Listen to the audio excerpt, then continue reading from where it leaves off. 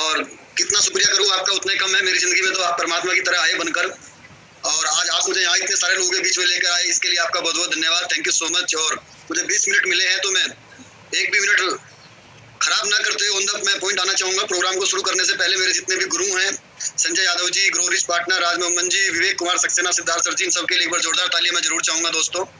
और अपने बारे में बताना चाहूँगा, जैसे गुरुदेव ने बताया, मेरा नाम तेजिंदर राणा है। उत्तर प्रदेश के डिस्ट्रिक्ट बागपत में एक गाँव पड़ता है दहा, मैं वहाँ का रहने वाला हूँ। बेसिकली मैं किसान परिवार से हूँ। तकरीबन 19 साल मैंने खेती की है और आज से 8 साल पहले वेस्टीज का बिजनेस मेरी जिंदगी के अंदर आया।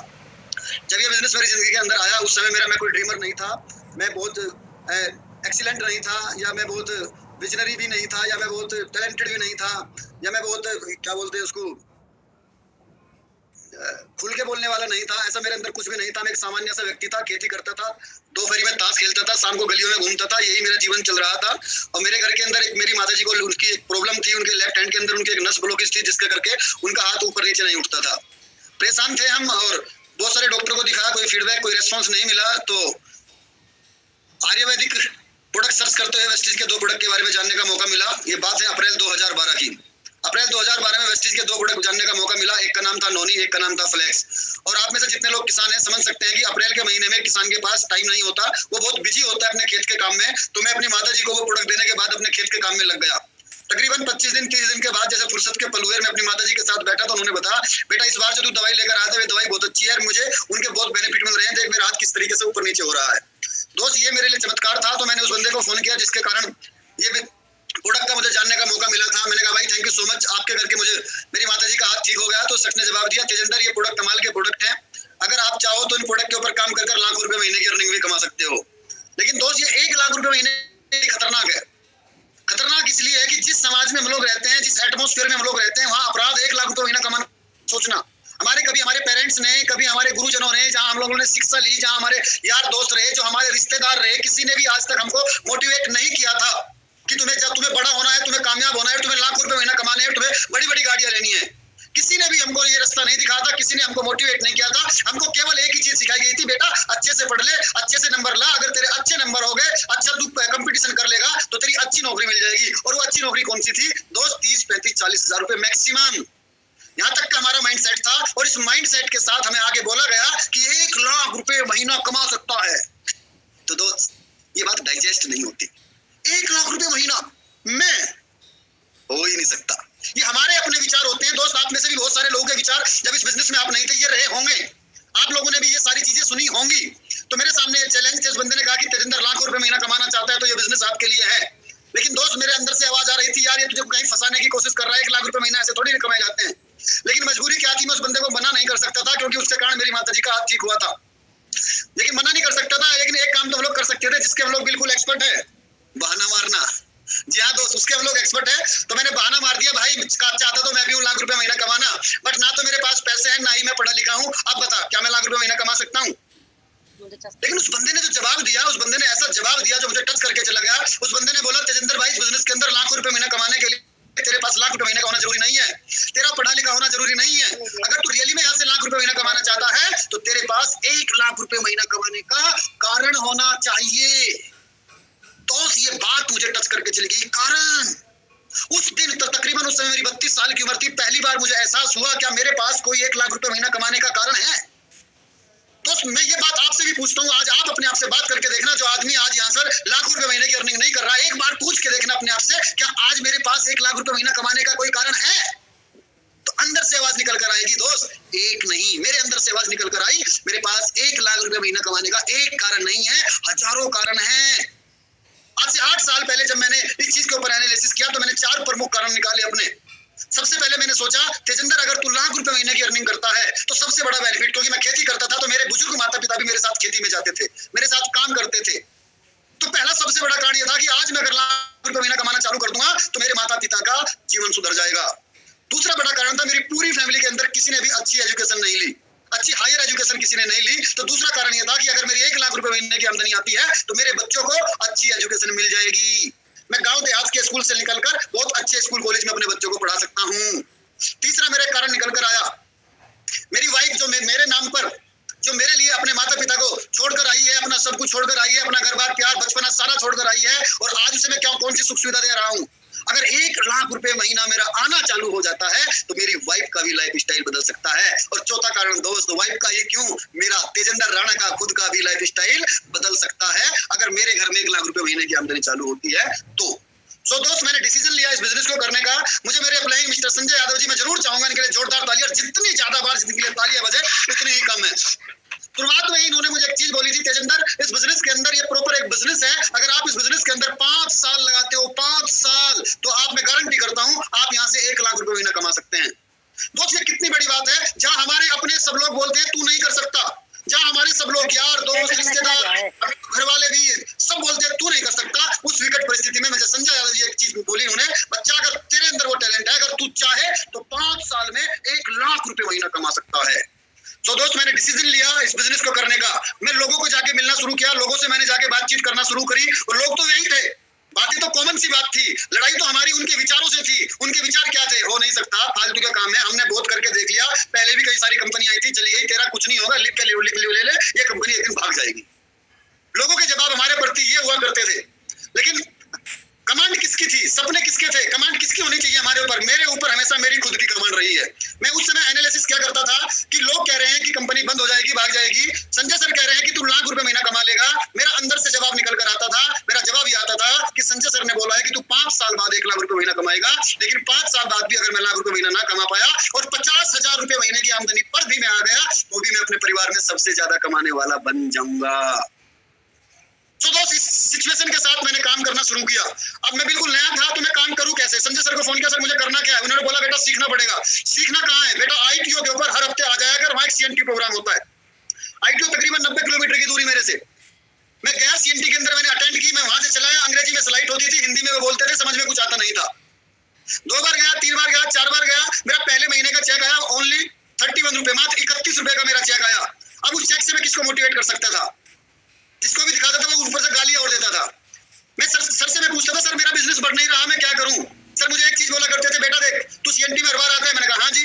बिजनेस बढ़ाना है, मैंने कहा हाँ जी, तो इस CNT में अपने लोगों को लेकर आ, जितने ज्यादा लोगों को इस CNT में लेकर आएगा उतने ज्यादा तेरे बिजनेस बढ़ेंगे, उतने ज्यादा तेरे पैसे आएंगे। मैंने बहुत प्रयास किया सर, लेकिन 90 किलोमीटर लोगों को लेकर आना उनके खर्चे पर आसान नहीं था। मेरे लिए भी आसान नहीं था, बट मेरा तो ड्रीम बन चुका था, उनका ऐसा ड्रीम नहीं था। मैं प्रयास करता था, पूरे 1 हफ्ते तक तैयार करता था लोगों को, और टाइम जब ट्रेन का टाइम होता था उससे 1 घंटे पहले लोग मेरा फोन उठाना बंद कर देते थे, और फिर मैं अकेला चला जाता था।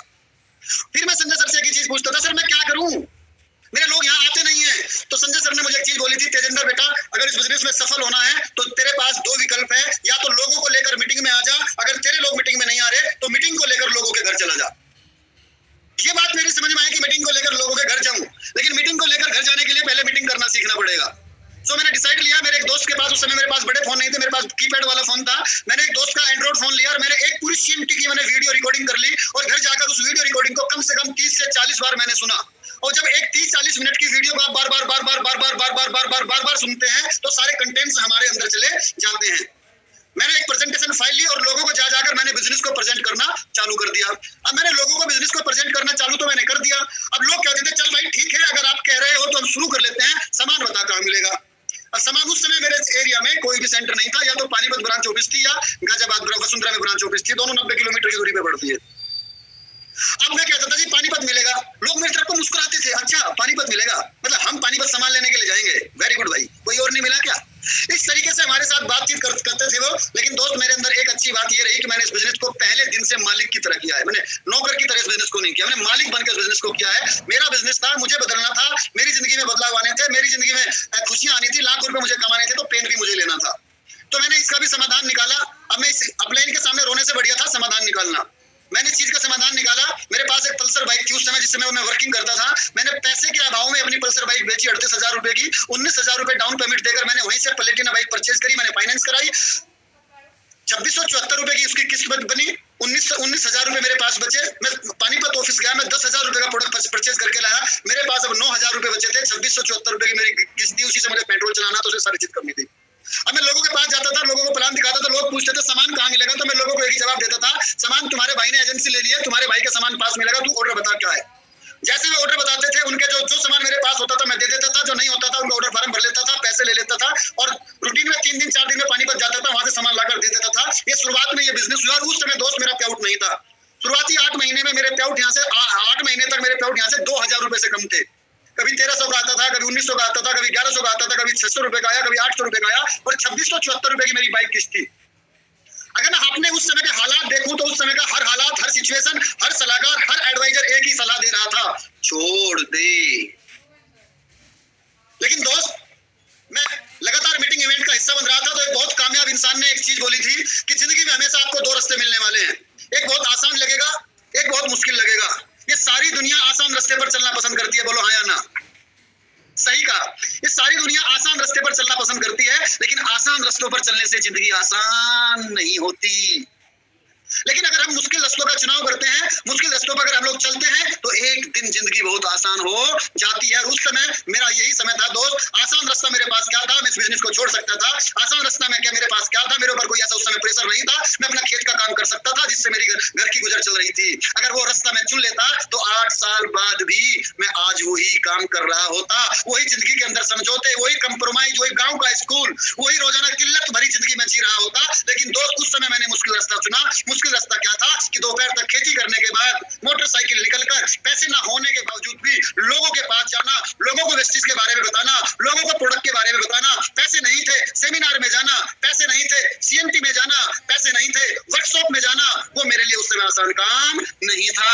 लोग मना कर देते थे, बुरा तो लगता था, लेकिन ये सिस्टम का प्रोसेस है। क्योंकि हर एक कामयाब लीडर ने एक चीज बोली थी कि शुरुआती दौर में मेरे पास अच्छे रिजल्ट नहीं आए थे, बस मैंने हिम्मत नहीं हारी, मैं कंटिन्यू लगा रहा और उसका परिणाम ये था कि आज मैं 2 लाख कमा रहा हूँ, 3 लाख कमा रहा हूँ, 5 लाख कमा रहा हूँ, 10 लाख कमा रहा हूँ। सारे कामयाब लीडर ने ये चीज बोली थी तो अंदर से एक चीज निकल कर आती थी, अगर ये सारे के सारे लीडर, इनके सामने भी ये प्रॉब्लम आई थी, इन्होंने हिम्मत नहीं हारी, तो दोस्त उनकी जिंदगी में बड़े बदलाव आए और वही डिसीजन अपना था कि कुछ भी हो जाए मैं हिम्मत हारने वाला नहीं हूँ। टू बी कंटिन्यू मैं करता रहा दोस्त। बहुत चैलेंज मेरे सामने आए, आर्थिक चैलेंज बहुत सारे मेरे सामने आए, मैं सामने चैलेंज था, मेरा सर्कल बहुत अच्छा नहीं था, मेरे सामने चैलेंज था, मैंने कभी हिम्मत नहीं हारी। और इसमें मैं सबसे ज्यादा मैं हमेशा श्रेय देता हूँ अपने गुरु मिस्टर संजय यादव जी का, क्योंकि मेरी एक अच्छी बातचीत रही है कि मैंने हर 24 घंटे के अंदर, जब से मैंने इस बिजनेस को शुरू किया, जब से मैंने संजय जी के साथ अपना मेल किया, जब से मैंने वहां सबमिशन किया, तब से लेकर आज तक कोई 24 घंटे ऐसे नहीं गए जिसमें मैंने अपने प्लेन को फोन कर अपने दिल की और दिन की बात ना बताई हो। हर 24 घंटे में मैंने फोन करता था, सर आज मेरा दिन ऐसा रहा, वेरी गुड, आज मेरे दिन में ये दिक्कत रही, कोई बात नहीं बाबू, ये होता है, इसे ऐसे नहीं तुम्हें ऐसे करना चाहिए। हर चीज में मैं उन्हें करता रहा। छोटी सी मेरी टीम बननी चालू हुई, संजय सर ने अलवर के अंदर वर्कशॉप करना चालू किया, मैं अपने लोगों को अलवर लेके गया, जोधपुर लेके गया। इस तरीके से जहां जहां सर ने बोला, जैसे जैसे जैसलमेर हम लोग गए थे वर्कशॉप करने के लिए, जिम कॉर्बेट हम लोग गए, जयपुर में हमने वर्कशॉप करी, शिमला में हमने वर्कशॉप कर ली। पैसा नहीं था, सपना था, सपना। और जब हम दिल से कोई चीज ठान लेते हैं तो दोस्त पैसे की व्यवस्था हो जाती है। जब हमने बचपन में कभी भी मूवी देखने का विचार किया, मुझे एक बंदा खड़ा होकर बता दो कि मुझे मेरे माता पिता ने, मेरे पेरेंट्स ने कहा ले बेटा 200 रुपए आज मूवी देख कर ना, एक बंदा बता दो, नहीं। लेकिन जब हमारा विचार बना, मूवी देखी या नहीं देखी, क्यों? क्योंकि वो यहाँ सेट हो चुका था। सेम इस बिजनेस के अंदर है दोस्त, अगर हमने एक चीज एक बार माइंड में सेट कर ली तो जुगाड़ तो हो ही जाता था। मैंने एक ही चीज सेट करी थी कि मेरे अपलाइन, मेरे गुरु द्वारा जो मैसेज मेरे फोन में आएगा, जो कॉल मेरे फोन में आएगी, वो कोई भी वर्कशॉप, कोई भी मीटिंग, कोई भी सीएनटी, कोई भी सेमिनार, कुछ भी करने के लिए वे अगर मुझे बोलेंगे तो सबसे पहले तेजेंद्र राणा उसमें अपनी सीट बुक कराएगा, चाहे परिस्थितियां कुछ भी रही हो। ये मेरा एक माइंडसेट था और यही मैंने किया है। और दोस्त उसका परिणाम ये है कि आज तेजेंद्र राणा इस सिस्टम के अंदर जो 200, 300 रुपए के पैसे के लिए परेशान था, आज वही तेजेंद्र राणा इस बिजनेस के टॉप लेवल के ऊपर है। और आप सब लोग जानते हैं, शुरुआत का ही पहले महीने का चेक था 31 रुपए का, आमदनी आई थी 1 रुपए रोज। और वही तेजेंद्र 8 साल के बाद, अभी उसका 2 दिन पहले जो पे आउट आई है वो आई है दोस्त 15,22,401 रुपए। और एक दिन की आमदनी आई है दोस्त मात्र 50,000 रुपए पर डे ओनली।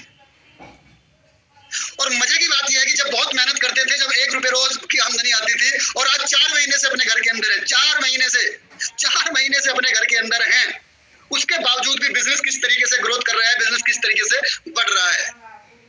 तो दोस्त ये आपके साथ भी होने वाला है, क्योंकि आज एक स्ट्रॉन्ग नेटवर्क बन चुका है। एक सामान्य सा व्यक्ति, एक खेती करने वाले व्यक्ति को, एक व्यक्ति के ऊपर विश्वास किया। मैंने संजय सर के ऊपर आंख बंद कर विश्वास किया है दोस्त। मैंने कभी ये नहीं सोचा कि संजय सर ने ये चीज बोल दी वो मेरे लिए सही है या गलत है। संजय सर ने बोल दिया बेटा वहां पर चलना है, मैंने कहा जी डन। मैंने कभी ये भी नहीं पूछा सर कितने पैसे खर्च होंगे, मैंने कभी ये भी नहीं बोला कि सर आप पैसे जमा कर देना। परिस्थिति चाहे कुछ भी रही हो, गवाह है संजय यादव जी आपके बीच में, आप सबके प्लेने मिलते होंगे। आज तक मेरा बजट चाहे कुछ भी रहा हो, कभी आज तक ये नहीं बोला कि सर मेरा 1 रुपया आप यहाँ करा दो, मैं आपको बाद में दे दूंगा। नहीं सर, मालिक बनकर बिजनेस करना है। मैं आपको भी ये चीज बोल रहा हूँ, मालिक बनकर। मैं बोलता तो मुझे पूरा विश्वास है मेरे ऊपर, कहीं भी मेरी सीट बुक करा देते, पर नहीं, मुझे अपनी जिम्मेदारी लेनी थी। मेरे जैसे और भी उनकी टीम के अंदर है। सो दोस्त, मैंने कंटिन्यू यही किया। आज 3 गाड़ियां हैं इसके माध्यम से। इओन पहली गाड़ी थी, क्रेटा दूसरी गाड़ी थी, और तीसरी गाड़ी मर्सिडीज है। मेरठ में घर में रहता हूँ, 11-12 बार विदेश यात्रा भी जा चुका हूँ। जिंदगी बहुत बहुत बहुत आसान हो चुकी है, बहुत आसान हो चुकी है, क्योंकि मुश्किल रास्ते को चुना था। आप भी देखो सर, पिछले 4 महीने से घर से बाहर नहीं निकला, पिछले 4 महीने से कहीं नहीं गए, और तकरीबन 37 लाख रुपए घर में आ गए, 37 लाख।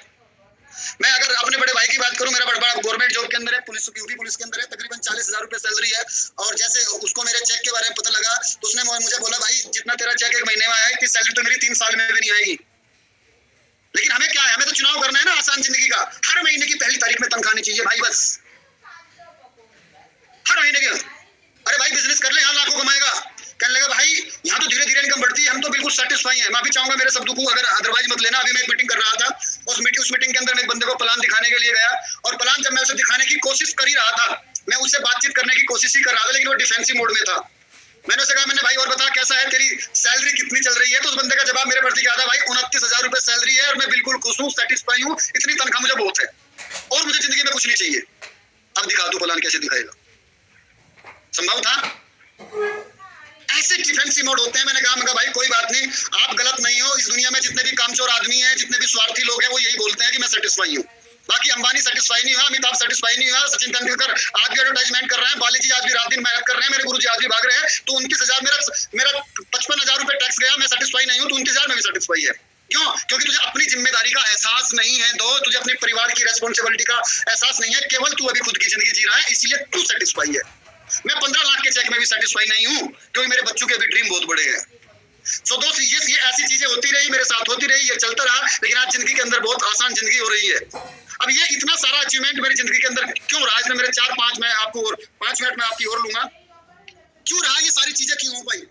जैसे जैसे मुझे संजय सर ने बताया, मैंने उस चीज के ऊपर 100% दिया। जैसे मैंने आपको बताया था, संजय सर ने एक चीज बोली थी, बेटा अगर तेरे लोग मीटिंग में नहीं आ रहे तो तू मीटिंग घर लेके जा, मीन्स होम मीटिंग करना शुरू कर। मैंने वो जो फोल्डर आता था, उस फोल्डर से न जाने कितने पन्ने मैंने पलटे, कितनी सारी मैंने होम मीटिंग करी। मैंने हजारों से ज्यादा होम मीटिंग करी है, लोगों घर घर में जा जाकर, 4-4, 5-5, 6-6 लोगों को जा जाकर मैंने होम मीटिंग करी है। होम मीटिंग में मैं जाता था, होम मीटिंग में कभी अपने आप को प्रमोट नहीं करता था। होम मीटिंग में मैं प्रमोट करता था आने वाली सीएनटी प्रोग्राम को, जो भी आने वाली सीएनटी प्रोग्राम है उसमें मैं अपने आप को प्रमोट करता था। हमारे यहाँ जब उस समय जो है सीएनटी होनी चालू हुई थी, शामली में सीएनटी होती थी, बड़ौत में सीएनटी होती थी, अदर टीम के लोग मेरे क्रोध साथी थे जो उस सीएनटी को करा करते थे। मुझे इस बात से कोई मतलब नहीं था कि उस सीएनटी को कर कौन रहा है, मुझे मतलब इस बात से था कि इसमें सबसे ज्यादा लोग मुझे बैठाने हैं, क्योंकि मुझे पता है कि सीएनटी कोई भी करो, फायदा वो लेगा जिसके सबसे ज्यादा लोग बैठे हुए होंगे। और दोस्त, कमाल की बात यही हुई, सीएनटी कोई और करता था और लोग सबसे ज्यादा मेरे बैठते थे, मुझे बड़ा मजा आता था।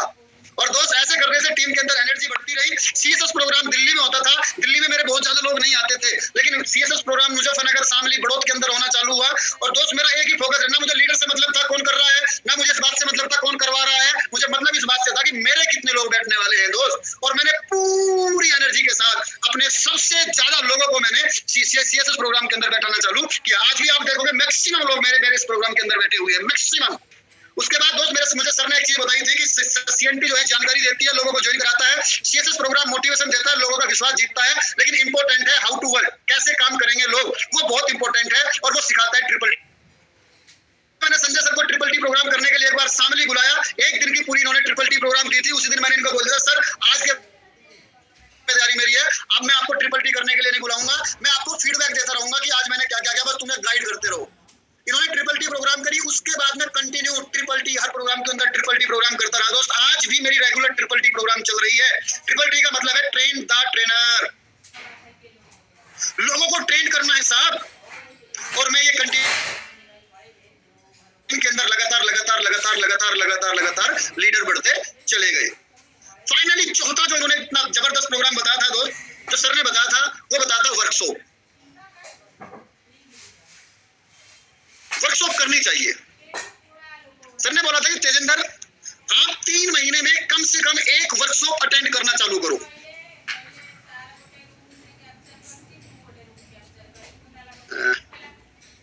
ओके, हाँ आ रही है तेजेंद्र, बीच में थोड़ा सा ब्रेक हो गई थी, कंटिन्यू।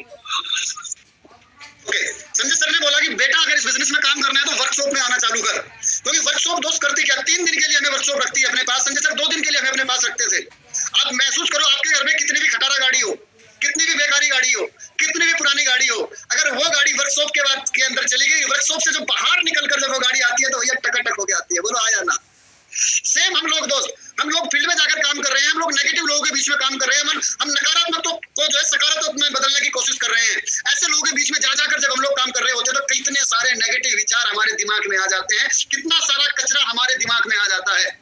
और दोस्त इस कचरे को साफ करवाने के लिए आपको वर्कशॉप में जाना होता है, और संजय सर वर्कशॉप में हमें लेके जाते थे। बस मेरी यहाँ पर्ची रहती थी, संजय सर ने बोला बेटा इस बार 40 लोग आना, मैंने कहा सर डन, 40 बोला तो 40 ही करूंगा चाहे कुछ भी हो जाए। और दोस्त मैंने 39 लोग कभी नहीं किए, 40 के 41 हो गए लेकिन 39 कभी नहीं हुए। सर ने बोला 100 लोग कर रहे हैं, मैंने कहा डन, मैंने कभी ये नहीं सोचा कैसे होगा, मैंने बोला कि डन, अब मैंने जबान दे दी ना, अब तो मैं करके रहूंगा चाहे कुछ भी हो जाए। मैंने उसके ऊपर मेहनत की है दोस्त, और उसी का परिणाम है कि जिंदगी के अंदर इतने बड़े बदलाव आ रहे हैं। और दोस्त लास्ट में इतनी चीज मैं जरूर कहना चाहूंगा, सर ने अभी जो सेशन किया है ना, अभी जो सेशन किया है, क्योंकि जैसे कोरोना आया तो जिंदगी एक तरीके से थमसी गई थी, बिजनेस में एक तरीके से बहुत बड़े चैलेंज आने शुरू हो जाते अगर ये जूम ऐप पर संजय सर ये प्रोग्राम शुरू ना करते। और मुझे इनके ऊपर अंधविश्वास में करता हूँ, मुझे पता है कि सर जो भी करते हैं वो हमारे हित में करते हैं, बहुत बेहतर के लिए करते हैं। संजय सर ने जैसे बताया कि अब हम लोग एक सुबह का 1 घंटे का मेरेकल मॉर्निंग प्रोग्राम शुरू कर रहे हैं। मैंने सोचा यार संजय सर जो काम लोग इतने पैसे में लेकर करते हैं, 5,000 रुपए खर्च करने के बाद वो काम हमें मिलता था इतने में, हो रहा है संजय सर फ्री में कर रहे हैं, तो इसके पीछे उनका बहुत बड़ा रीजन होगा, वो ऐसे करने वाले नहीं है, वो टाइम पास करने के लिए जूम एप्लीकेशन चलाना एक चैलेंज था। मैंने उसको डाउनलोड किया, मैंने संजय जी से बातचीत करी, संजय जी के बेटे अमन से मैंने कितनी बार बात करी, भाई ये क्या होगा, कैसे होगा, म्यूट क्या होगा, अनम्यूट क्या होगा, स्क्रीन शेयर कैसे होगी, ज्वाइनिंग कैसे होगी, मीटिंग स्टार्ट कैसे होगी, वो सारी चीज मैंने फोन कर कर पूछी, और उसके बाद एक एक लीडर को मैंने फोन कर कर ये सारी चीज सिखाई। और सुबह मेरा सबसे ज्यादा मेरा प्रयास रहता है